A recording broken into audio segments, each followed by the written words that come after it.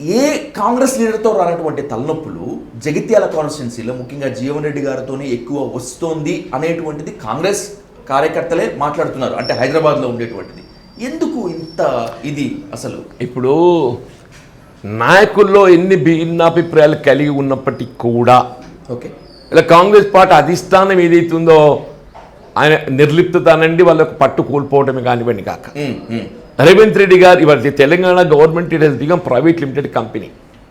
Okay, it has become private limited company, nothing but private limited company. Congress party అధిష్టానం పట్టు కోల్పోయింది.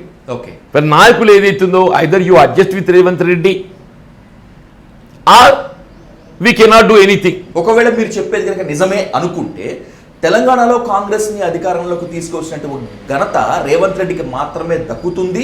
ఇది నిజం కాదని అడుగుతున్నారు. ఇప్పుడు రేవంత్ రెడ్డి గారి నాయకత్వంలోని ఇక్కడ ప్రభుత్వం అధికారానికి వచ్చి ఉండి ఉన్నట్టయితే నేను ఇప్పుడే చెప్పాను, నేను మల్కాజ్గిరి ఆయన ఏ పార్లమెంటరీ నియోజకవర్గానికి ఏదైతే ప్రాతినిధ్యం వహిస్తున్నాడో 7కి 7 ఓడిపోయింది. అంటే ఆయన ప్రాతినిధ్యం వహిస్తున్నటువంటి మల్కాజ్గిరి పార్లమెంటరీ నియోజకవర్గ పరిధిలోని 7 శాసనసభ స్థానాలు 7కి 7 ఓడిపోయిండు. ఓకే, ఆయన ముఖ్యమంత్రి బాధ్యత చేపట్టిన తర్వాత ఆయన కొడంగల్ ప్రాతినిధ్యం వహిస్తున్నట్టుగా మహబూబ్నగర్ పార్లమెంట్ నియోజకవర్గం ఓడిపోయిండు. దానికంటే ముందు శాసన మండలి మహబూబ్నగర్ ఓడిపోయిండు. నాకు ఇప్పుడు మన పట్టభద్రుల నియోజకవర్గం ఉత్తర తెలంగాణ ఉంది కదండి. సరే, నాకు నేను ఒంటరి పోరాటం చేసిన ఆనాడు 2019లో I got elected in the first count. మరి ఇదే ముఖ్యమంత్రి కాళ్ళకు బల్బం కట్టుకొని తిరిగిన మొత్తం జిల్లాలన్నీ ఎందుకు గెలిపించలేకపోయిండే? నీ ప్రభుత్వం అంత పారదర్శకంగా అంత పటిష్టంగా పనిచేస్తుంటే పట్టభద్రుల నియోజకవర్గంలో ఓటర్లు ఎవరు?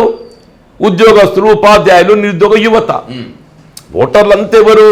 అంతే నిరుద్యోగ యువత ప్రధానంగా, ఉద్యోగస్తులు, ఉపాధ్యాయులు, విశ్రాంతి ఉద్యోగులు వాళ్ళే కదా.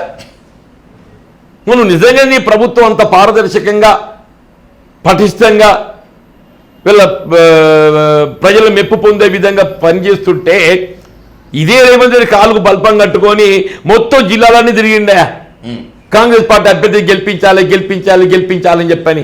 ఏమైందే? మరి నాకు ఏ ఇవ్వలు లేకుండా ఏదైతే పాపం ఓడిపోయిన ఎమ్మెల్యేలు అక్కడ కేవలం ఇద్దరు ఎమ్మెల్యేలు ఉండిరే, శ్రీధర్ బాబు గారు, జగ్గారెడ్డి గారు. అలా మొత్తం ఈ శాసన మండలి పరిధిలో ఏదైతుందో ఇద్దరు ఎమ్మెల్యేలు ఉండిరి. ఓకే, శ్రీధర్ బాబు గారు, జగ్గారెడ్డి గారు. ఇవాళ 22 మంది ఎమ్మెల్యేలు ఉన్నారు. మరి ఏమైంది? ఆయన పనితనం కనబడుతుంది కదా, ఆయన పనితనం కనబడుతుంది కదా అంటున్నా. ఆయన పనితనం ఏంది? పార్లమెంట్ ఎన్నికల ఫలితాలతో తెలిసి వచ్చింది. ఆయన పనితనం ఏంటి? శాసన మండలి ఎన్నికల ఫలితం తెలిసి వచ్చింది. పిసిసి అధ్యక్షుల పనితనం ఏంటి? మల్కాజ్గిరి పార్లమెంటు స్థాన పరిధిలో ఉన్నటువంటి ఒక శాసనసభ స్థానాల ఫలితాలతో తెలిసి వచ్చింది. ఇంకేం కావాలి? తెలంగాణలో టీఆర్ఎస్ కాకుండా కాంగ్రెస్ అధికారంలోకి రావడానికి 2 కారణాలు చెప్తుంటారు. ఒకటి, కేసీఆర్ మీద ఉన్నటువంటి వ్యతిరేకత, టీఆర్ఎస్ పాలనతో జనం విసుగు చెందటము. రెండవది, రేవంత్ రెడ్డి సమర్థత, కాంగ్రెస్ పై ప్రేమ. ఏంటి మీ ఆన్సర్? ఇప్పుడు ఒకటే, ప్రజానికం ఎప్పటికీ ఏదైతుందో మెరుగైన పాలన కావాలని చూస్తారు. నువ్వు ఎంత బాగా చేయండి చెప్పంటూనే కొంత అత్యాశ కూడా. నేను అనకూడదు అత్యాశ అని చెప్పాను, మెరుగైన పాలన కావాలని కోరుకుంటారే. ఓకే, ఇలా వాస్తవంగా తెలంగాణ రాష్ట్ర ఏర్పాటు ఉద్యమ నేతగా ఏదైతుందో ఇలా రాష్ట్ర సాధకుడిగా ఆయనకు అవకాశాలు వచ్చిన 2 పర్యాయాలు.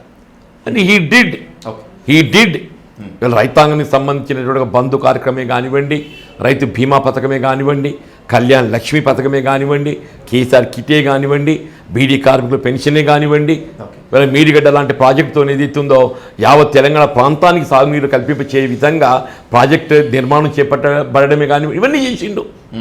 అయినప్పటికీ మేము ఇంతకంటే మేలైన ప్రభుత్వం ఇస్తాము, ఇంతకంటే మేలైన ప్రభుత్వం ఇస్తాము, సంక్షేమ కార్యక్రమం ఇంతకంటే రెట్టింపు అమలు చేస్తాము అని ఒక భావన ఏదైతుందో కాంగ్రెస్ పార్టీ కల్పించగలిగింది.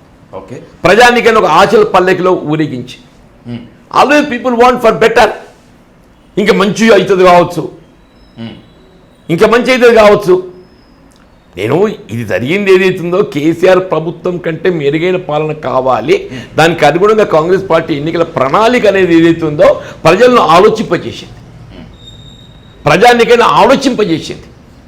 రాహుల్ గాంధీ గారు ఏదైతున్నదో ఆయన మొత్తం దేశమంతా పాదయాత్ర చేపట్టిండే, కాలుకు బల్పం కట్టుకొని తిరిగితే ఆడ కర్ణాటక రాష్ట్రం వచ్చింది, ఇక్కడ తెలంగాణ రాష్ట్రం వచ్చింది.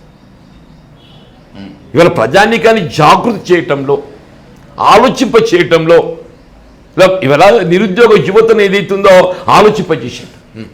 నిరుద్యోగ ఆలోచింపజేసింది ఎవరు? రాహుల్ గాంధీ. ఓకే, రాహుల్ గాంధీ గారి నాయకత్వం విశ్వాసంతో వాళ్ళు కాంగ్రెస్ వైపు మొగ్గారు. ఈయన చూస్తే ఎవడోటి వేయకపోదురు. ఈ మల్కాజిరి కనబడుతుంది కదనే, ఈయన చూస్తే ఒకటే మల్కాజిరి కనబడుతుంది కదా. ఈయన ఒకటి చేసాడు సక్సెస్ఫుల్లీ, ఫండ్స్ మొబిలైజ్ చేసుకోగలిగాడు, ఫండ్స్ మొబిలైజ్ చేయగలిగాడు డెఫినెట్లీ. ఈ ఫండ్స్ మొబిలైజేషన్ తెలంగాణలో ఉన్నటువంటి బలమైన సామాజిక వర్గం నుంచి మాత్రమే కాకుండా ఆంధ్రప్రదేశ్ నుంచి చంద్రబాబు నాయుడు గారి గురించి అండ్ బైఎస్ఎఫ్ఐ కమ్మ సామాజిక వర్గం నుంచి కూడా నడిచిందే. నేను ఒక కులపరంగానే మాట్లాడదలుచుకోలేదు, కానీ చంద్రబాబు నాయుడు గారి యొక్క సహకారం మాత్రం పొందిండే, అందులో అనుమానం లేదు. ఇప్పటికీ ఉందా? Definitely they are travelling together. ఇప్పుడు కేంద్ర ప్రభుత్వం బీజేపీకి రేవంత్ రెడ్డి గారి మధ్య వారధి ఎవరు, సంధానకర్త ఇప్పుడు లేకుండా ఓటుకు నోటు కేసు ఎందుకు మరుగున పడిపోతుంది?